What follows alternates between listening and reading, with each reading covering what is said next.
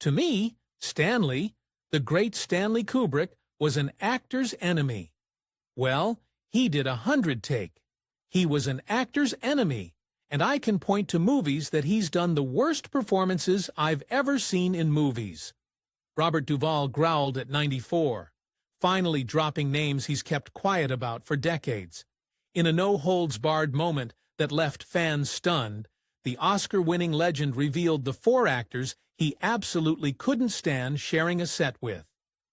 Ego, laziness, and no damn respect for the craft, he said bluntly. Robert Duvall's candor cuts deep, and the names he exposes, you won't believe who made the list. Stanley Kubrick. Despite Stanley Kubrick's towering reputation as one of cinema's greatest auteurs, not everyone in the industry held him in such reverence. One particularly outspoken critic of Kubrick's directorial methods was Oscar-winning actor Robert Duvall. Known for his strong sense of artistic integrity and no-nonsense attitude toward the craft of acting, Duvall did not mince words when asked about Kubrick's approach to working with performers. In a rare and eye-opening interview, Duvall openly referred to Stanley Kubrick as an actor's enemy, a bold statement that sent shockwaves through the film world. Duvall's central criticism centered on Kubrick's notorious demand for extreme repetition on set. Kubrick was infamous for subjecting his actors to dozens, even hundreds of takes for a single scene in pursuit of what he saw as the perfect performance. To some, this method resulted in emotionally raw, unforgettable portrayals. But for Duvall, it signaled a fundamental misunderstanding of the actor's process. How does he know the difference between the first take and the 70th take? Duvall challenged rhetorically. For him, Kubrick's perfectionism didn't translate to artistic greatness.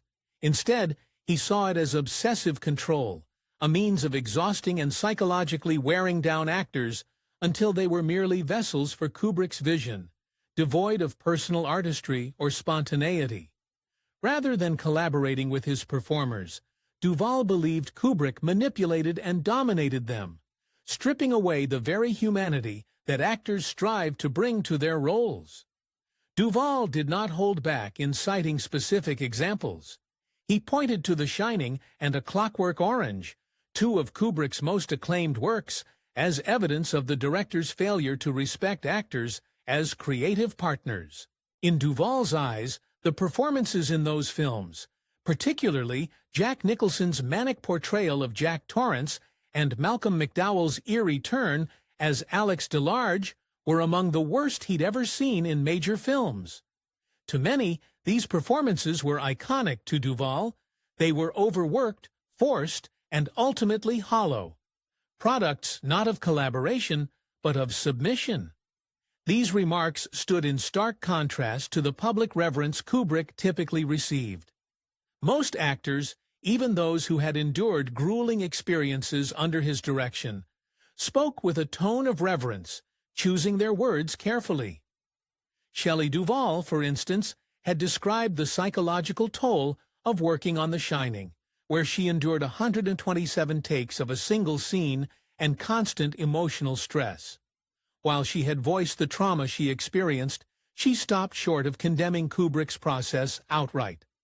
Robert Duvall, by contrast, had no interest in sugarcoating his view. His directness cut through the mythos surrounding Kubrick, portraying him not as a genius misunderstood by lesser minds, but as a director who had little regard for the well-being or dignity of the actors who brought his films to life. For Duvall, the heart of the matter was respect. He believed a truly great director understood the importance of the actor-director relationship, one built not on domination, but on mutual trust and collaboration. A director should guide, not grind down, inspire, not intimidate.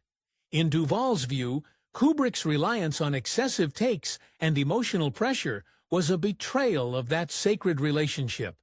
It's unforgivable, Duvall stated plainly.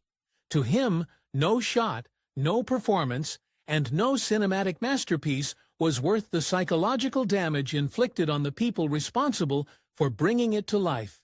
It is worth noting that Duvall himself was no stranger to strong directors. He had worked with some of the best in the business, Francis Ford Coppola, Robert Altman, and Sidney Lumet, among others. He knew what it was like to be challenged creatively, but he also knew the difference between being pushed to do one's best and being manipulated or degraded. That distinction was critical to Duvall's philosophy. He respected directors who respected him, who treated the craft of acting as an equal part of the filmmaking process, not a tool to be beaten into submission. In voicing his criticism, Robert Duvall joined a very short list of prominent actors who dared to question the legacy of Stanley Kubrick. While most of Hollywood seemed unwilling to tarnish the director's legend, Duvall's candor offered a rare counterpoint to the usual adulation. His remarks served as a reminder that behind every cinematic masterpiece are human beings, actors, technicians, artists, whose experiences mattered just as much as the final product. In the case of Kubrick, Duvall believed the cost of genius was too high. Henry Hathaway. Robert Duvall's distinguished acting career spans decades and includes some of the most iconic performances in American cinema. However, not every project brought pleasant memories or artistic synergy. One of the most contentious episodes in Duvall's early career occurred on the set of the 1969 Western classic True Grit, where he clashed bitterly with the film's director, Henry Hathaway. Despite the film's commercial success and enduring legacy, especially as the role that finally earned John Wayne his Oscar, Duvall's memories of making True Grit remain clouded by professional tension and personal frustration. The conflict between Duvall and Hathaway quickly became one of the most talked about behind-the-scenes feuds of its time. Hathaway, a seasoned director known for his brusque authoritarian style, had little patience for actors who challenged his authority or questioned his methods. Robert Duvall, by contrast, was an actor deeply rooted in the craft, committed to character depth and authenticity, and unafraid to speak up when something didn't feel right.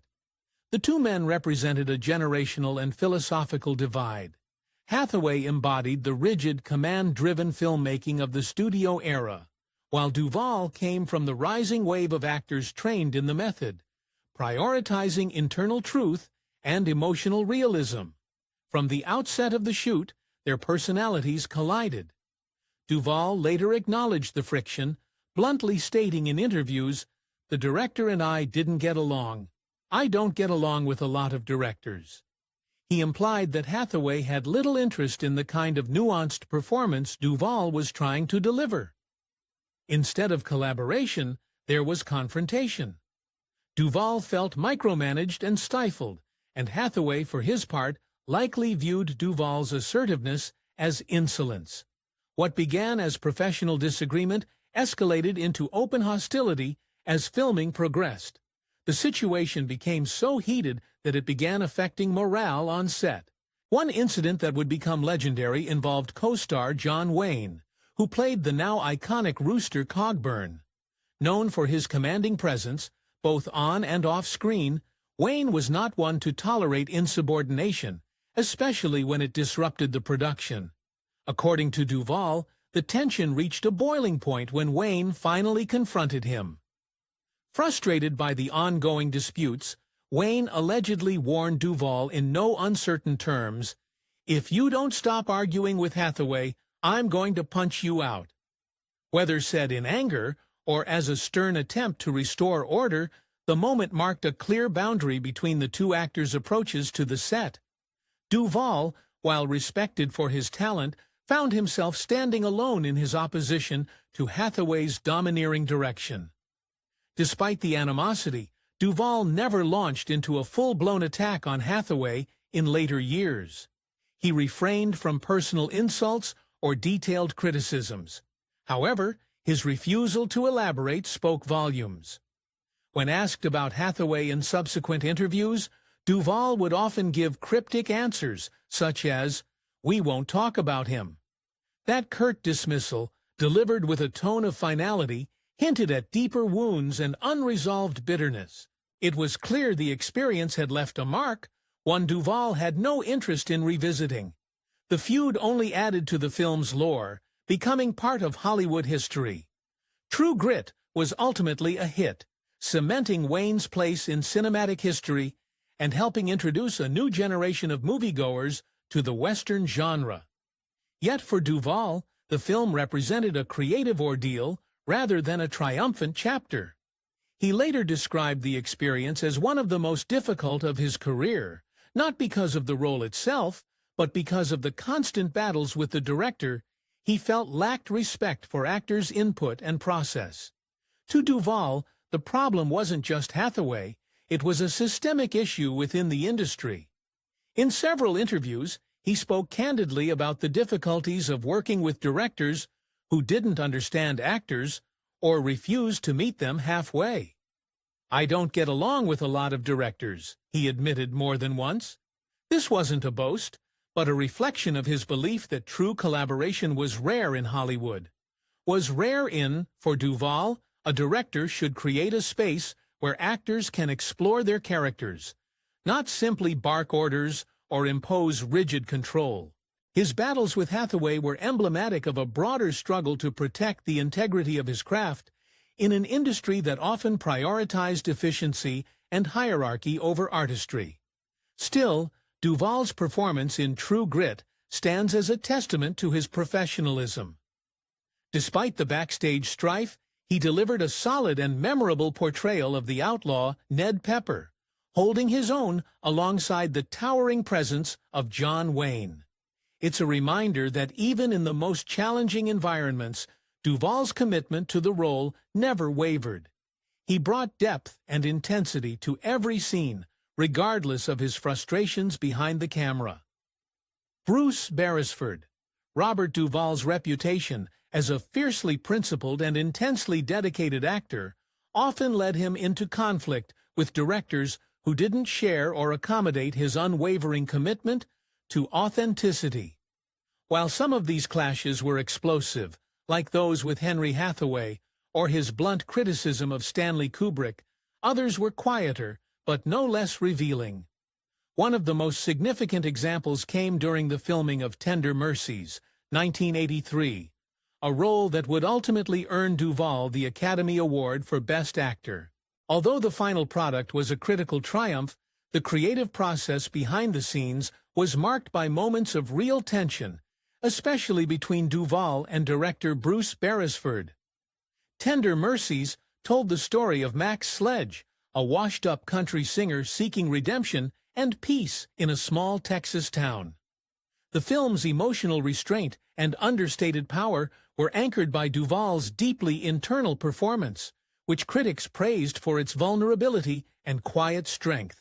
Yet, beneath the surface of that moving portrayal was a creative tug-of-war that reflected Duvall's deep-rooted belief in protecting the emotional core of a character at any cost. Bruce Beresford, an Australian filmmaker known for his gentle demeanor and thoughtful direction, was not the kind of domineering presence that Duvall had clashed with in the past.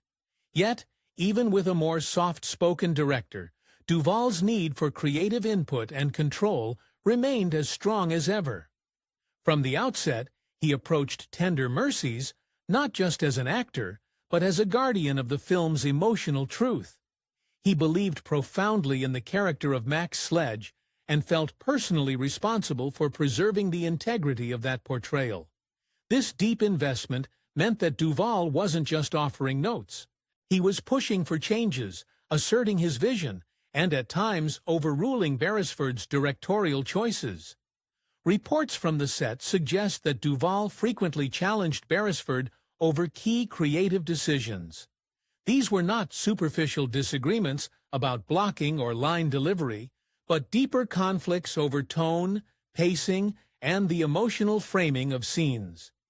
Duvall was known to advocate for certain edits, and he reportedly had significant influence over how scenes were staged and shot. According to some accounts, the actor's involvement bordered on co-directing, though never formally credited as such. There were also moments of palpable frustration. On more than one occasion, Duvall reportedly stormed off the set in protest of choices He felt undermined the authenticity of the story or his character. While Beresford was not known for dramatic confrontations, the repeated tensions with Duvall wore on the production. It wasn't a volatile breakdown of communication, but rather an ongoing power struggle between a director trying to steer the film as a whole and an actor unwilling to compromise on his deeply held convictions. Still, the tension between Duvall and Beresford never boiled over into full-on animosity. In interviews, Duvall rarely spoke negatively about the director, perhaps out of respect for the final product, or because the disagreements were rooted more in creative passion than personal dislike. Beresford himself later acknowledged the difficulties of working with Duvall, describing him as very intense and deeply invested in his performance. He noted that while the process could be difficult, the results were undeniable. Duvall delivered a performance of rare emotional depth, one that brought a quiet, grounded dignity to the film and helped elevate it to the level of a classic.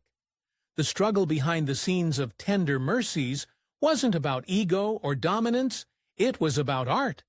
Duvall's behavior on set wasn't driven by vanity, but by a relentless devotion to the character he was portraying. For him, Max Sledge wasn't just a role, it was a life he had to inhabit fully without compromise. Any directorial decision that threatened to dilute that reality was something he had to resist. That resistance, while frustrating for Beresford, ultimately helped shape a film that was as emotionally resonant as it was artistically restrained. Duvall's Oscar win for Tender Mercies was a moment of vindication, not just for his performance, but for his fierce protection of the craft of acting. It underscored the idea that sometimes the most powerful performances don't come from total harmony on set, but from creative friction that pushes everyone involved to a higher standard. Duvall's battles weren't about defying authority for its own sake. They were about defending the truth of a character, the soul of a scene, and the purpose of the story. The Beresford-Duvall tension stands as a more nuanced chapter in Duvall's history of director conflicts. Unlike the explosive fallout with Henry Hathaway or the ideological contempt he expressed toward Stanley Kubrick's methods, his disputes with Beresford were rooted in mutual respect, even if they were emotionally taxing. They reveal a portrait of an artist who saw no line between performance and principle, someone for whom the stakes of authenticity were always worth fighting for, even at the risk of alienating collaborators. In the years since Tender Mercies, the film has become a touchstone for understated storytelling, with Duvall's performance at its center. The creative struggles that marked its production are now viewed in hindsight as part of the film's journey, growing pains that helped shape its quiet power. For Duvall, the experience reinforced a core truth that he carried throughout his career, that acting, at its best, is a sacred craft, and protecting it may sometimes mean standing alone in the face of opposition, no matter how softly it's spoken. Pauline Kael. Not all of Robert Duvall's most stinging criticisms were aimed at directors or fellow actors. Some were directed at the people who watched from the sidelines and passed judgment, the critics. Among them, one name stood out as a particular target of Duvall's ire: legendary film reviewer Pauline Kael. Though Kael is widely regarded as one of the most influential voices in 20th-century film criticism, Robert Duvall never forgot or forgave what he saw as her failure to understand the true essence of his craft. In a candid 2017 interview, Duvall didn't mince words. With decades of frustration packed into a single sentence, he dismissed her with brutal simplicity. She was a fraud. The roots of Duvall's resentment toward Kael run deep, going back to her dismissive review of Tender Mercies, 1983, the film that earned Duvall his first and only Academy Award for Best Actor. To Duvall, the role of Max Sledge, a washed-up country singer struggling for redemption, was deeply personal. It was a performance of subtlety and restraint, stripped of grandstanding, relying instead on the quiet truths of human vulnerability. For many, it was a masterclass in understated acting, but for Kael, it was not enough. Her review of Tender Mercies was notably cool, if not outright dismissive. She criticized the film for its slow pace and lack of stylistic flair, and her tone suggested that she found Duvall's performance too subdued to be compelling. For an actor like Duvall, who believed profoundly in the power of internal emotional truth, who had spent his entire career choosing authenticity over flash, Kael's words struck a nerve. He saw her criticism not just as a slight against the film, but as a rejection of everything he valued about acting. It wasn't simply that she didn't like Tender Mercies. It was that she didn't understand it, and that for Duvall was unforgivable. Kael's larger body of work only deepened Duvall's disapproval. He was particularly critical of her famous championing of Bonnie and Clyde, 1967, a film she hailed as a watershed moment in American cinema. Kael praised its bold editing, stylized violence, and youthful energy, qualities Duvall saw as the very essence of superficiality. In his eyes, Bonnie and Clyde represented a kind of flash over substance filmmaking that critics like Kael eagerly embraced, while dismissing quieter, more emotionally grounded work.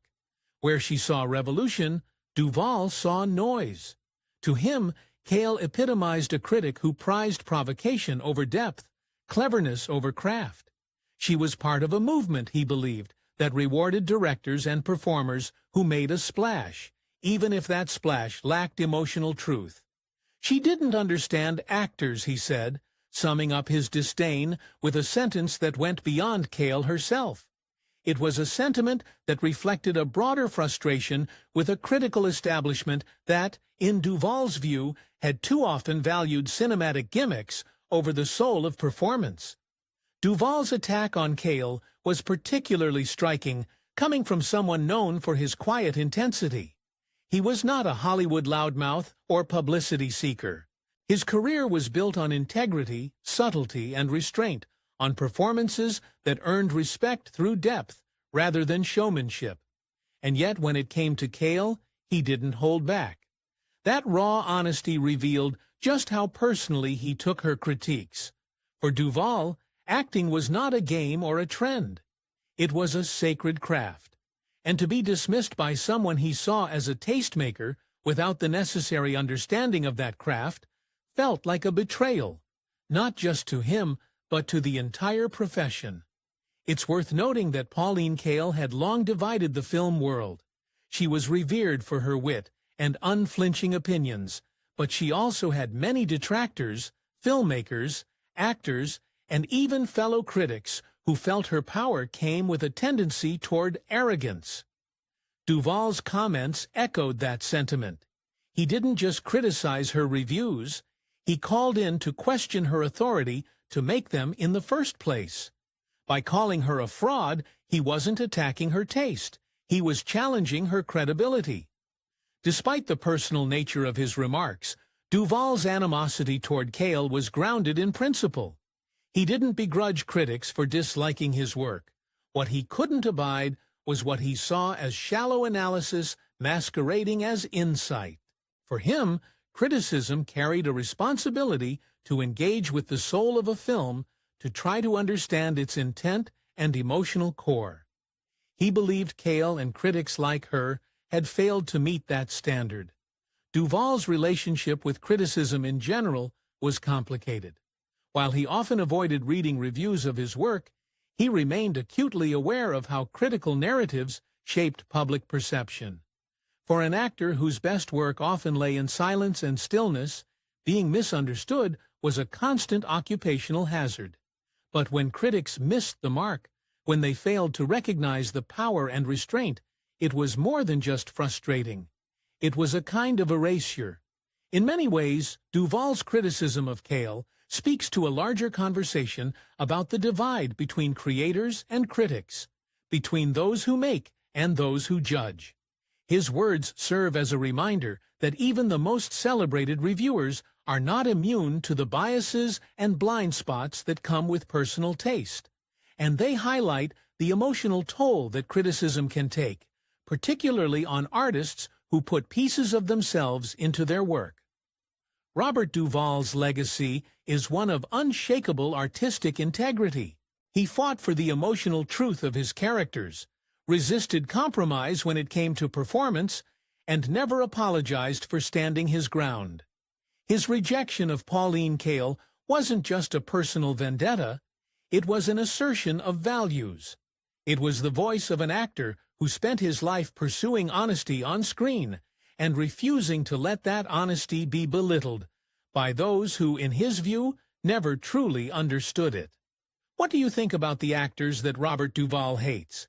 Leave us your comments in the section below. We hope you have found this helpful video. Don't forget to leave a like, share, and subscribe to the channel if you like it. Thank you for watching this, and see you in the next videos. Goodbye.